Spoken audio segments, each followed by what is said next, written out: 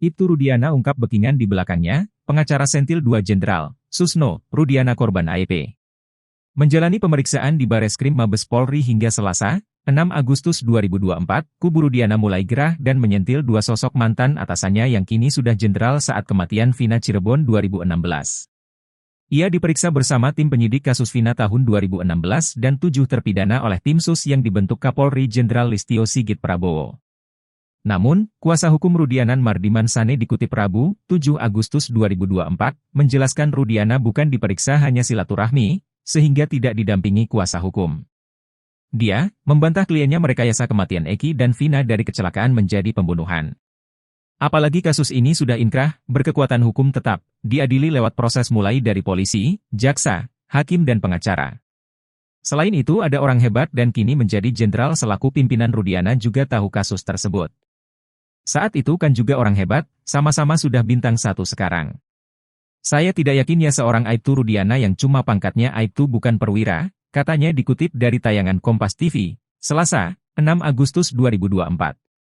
Namun, Komjen Purnawirawan Susno Duaji dalam diskusi di Rakyat Berusara di salah satu stasiun televisi swasta mengatakan, kematian Vina awalnya murni kecelakaan oleh Polres Kabupaten Cirebon. Lalu muncul laporan dalam bentuk berkas terpisah yakni kasus pembunuhan yang diusut Polresta Cirebon. Padahal kasus kecelakaan tunggal itu tidak pernah ditarik Polres Kota atau Polda Jabar. Timbullah laporan kasus lain di Polres Kota yang bikin Rudiana, laporan itu benar atau tidak, Rudiana yang tahu, ujarnya.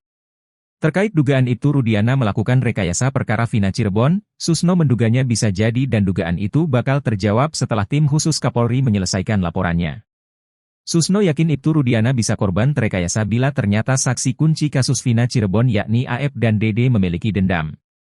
Ini praduga saja Pak Rudiana yang waktu itu mungkin kondisi kejiwaannya sedang tergoncang anak kesayangannya meninggal langsung dia percaya saja kepada keterangan AF, kata Susno. Terkait dengan sosok 2 jenderal yang diungkap Mardiman Sane, Susno yakin kedua mantan Kapolres itu akan diperiksa Bareskrim ataupun tim sus.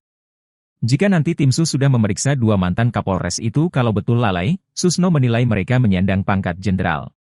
Dan jangan sampai dia lulus nanti bisa-bisa jadi Kapolri bahaya itu, ungkapnya. Pengacara Ibtu Rudiana, Pitra Romadoni Nasution pun meminta agar tidak asal dituduh terhadap kliennya. Kalau memang ada pelanggaran yang dilakukan oleh klien kami, silakan laporkan sesuai proses hukum.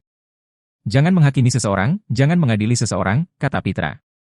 Secara terpisah Rudiana menepis soal isu backingan orang kuat dan membantah jika merekayasa kasus. Orang kuat mungkin saya lebih ke Allah ya, tapi orang kuat yang dibilang pejabat tidak ada, jawab Ibtu Rudiana.